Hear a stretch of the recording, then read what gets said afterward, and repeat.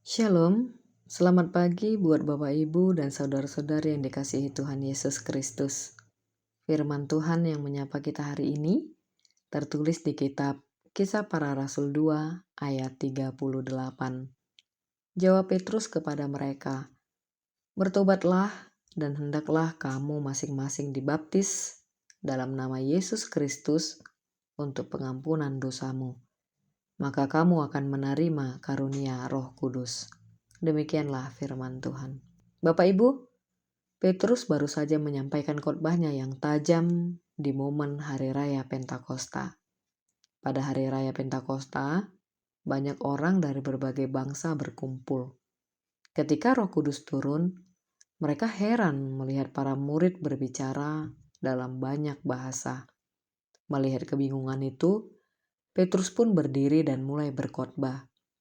Dalam khotbahnya, Petrus menjelaskan bahwa Yesus yang pernah hidup di antara mereka dan melakukan banyak mujizat untuk mereka sebenarnya adalah orang yang diutus oleh Allah. Tetapi mereka menolak Dia dan menyalibkannya. Meski begitu, Allah tidak membiarkan itu, melainkan membangkitkan Yesus dari kematian dan meninggikan Dia sebagai Tuhan. Dengan kata-kata itu, Petrus membuat mereka merasa sangat tersentuh. Mereka sadar bahwa Yesus yang mereka salibkan ternyata adalah juru selamat yang diutus oleh Allah.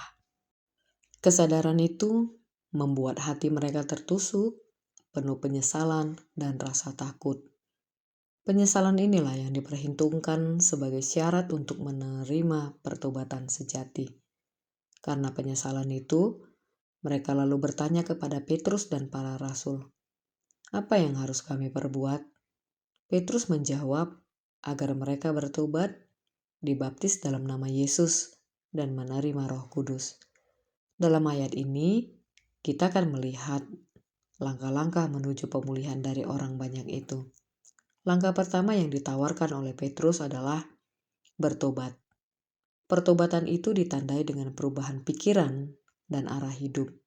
Makna bertobat bukan sekedar menyesal, tetapi berbalik arah dari jalan hidup yang sia-sia menuju hidup yang berkenan bagi Allah. Orang yang bertobat berarti menyerahkan kendali hidupnya sepenuhnya kepada Kristus. Langkah kedua adalah dibaptis dalam nama Yesus. Baptisan menjadi simbol, bukti nyata ketaatan, dan tanda komitmen seseorang untuk meninggalkan hidup lama yang penuh dosa dan memulai hidup baru bersama Yesus. Melalui baptisan, orang percaya menerima pengampunan dosa dan janji Roh Kudus. Baptisan dalam nama Yesus berarti kita tidak lagi hidup untuk diri sendiri, melainkan hidup milik Kristus yang telah mati dan bangkit bagi kita.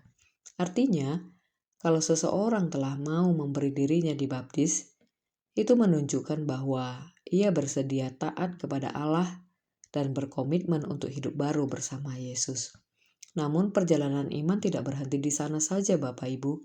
Sebab Allah tidak hanya mengampuni dosa, Ia juga memberikan karunia terbesar, yaitu Roh Kudus yang hadir untuk menuntun, menguatkan, dan memampukan orang percaya menjalani hidup baru. Karunia ini dijanjikan kepada siapa saja yang merespon panggilan Tuhan. Artinya, karunia Roh Kudus adalah kehadiran Allah yang mendiami orang percaya sebagai buah dari pertobatan dan iman kepada Yesus Kristus. Menerima Roh Kudus artinya seseorang tidak lagi berjalan sendiri, melainkan hidup bersama Allah yang hadir di dalam dirinya, memberi pengampunan, kekuatan, dan arah hidup yang baru. Syarat-syarat pengampunan tidaklah di luar kemampuan siapa saja. Semua orang dapat bertobat dan memberi diri dibaptis. Tetapi keputusan seperti yang diambil oleh para pendengar-pendengar khotbah Petrus ini tidak terlepas dari duka cita terhadap dosa, kesadaran betapa mengerikannya dosa itu, dan hati yang benar-benar menyesal. Apakah syarat utama untuk memiliki relasi yang baik dengannya? Apakah cukup hanya bermoral terpuji, perbuatan yang baik kepada sesama, memberikan diri dalam pelayanan yang hektik, Meski semua itu adalah penting Bapak Ibu, tetapi bukan itu syaratnya, melainkan seperti yang tertulis di kitab Ibrani 11 ayat 6, yaitu memiliki iman dan berpaling meninggalkan kepercayaan dan perbuatan yang sia-sia atau bertobat. Nah, dari sini kita belajar merenungkan kembali baptisan kita. Apakah hidup kita mencerminkan orang yang telah dibaptis? Bagaimanakah seharusnya respon kita terhadap firman Tuhan? Nah, masalahnya yang sering terjadi saat ini bukan kita tidak tahu firman atau kekurangan firman. Seharusnya setiap kali kita mendengarkan firman Tuhan, kita belajar bertanya, Tuhan, ini bicara apa tentang hidup saya? Karena pertobatan itu tidak berhenti di rasa menyesal. Banyak orang menyesal, tapi tidak berubah. Orang-orang di sana tidak cuma bilang kami salah. Mereka lanjut bertanya, apa yang harus kami perbuat? Menyesal itu perasaan, tapi bertobat itu keputusan. Artinya, kita di sini diminta untuk mulai berani ambil langkah yang nyata. Dimulai dari hal yang sederhana. Yang dulunya mungkin kita malas berdoa, mari mulai kembali berdoa. Yang dulunya kita sangat sulit mengampuni, mari belajar mengampuni. Belajar juga meninggalkan kebiasaan yang kita tahu tidak benar. Tidak perlu langsung besar, tapi harus nyata dan pelan. Karena iman itu bukan soal niat, tapi soal langkah. Dan ketika seseorang dibaptis, itu tanda bahwa hidupnya sudah tidak lagi sama. Bukan lagi hidup untuk diri sendiri, tapi mulai belajar hidup menyenangkan Tuhan. Memang gak mudah, tapi kita juga tidak berjalan sendiri. Tuhan berjanji memberikan karunia Roh Kudus. Artinya Dia sendiri yang menolong, menguatkan, dan menuntun kita setiap hari.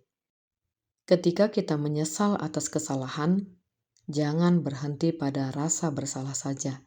Seperti orang banyak di Yerusalem, kita diajak untuk bertobat, berkomitmen hidup baru, dan membuka hati bagi Roh Kudus. Dengan begitu, hidup kita bisa dipakai Allah untuk membawa damai, kasih, dan pengharapan di tengah masyarakat yang penuh tantangan. Amin. Demikianlah renungan kita hari ini Bapak Ibu. Semoga harimu menyenangkan. Semangat, Tuhan Yesus memberkati. Shalom.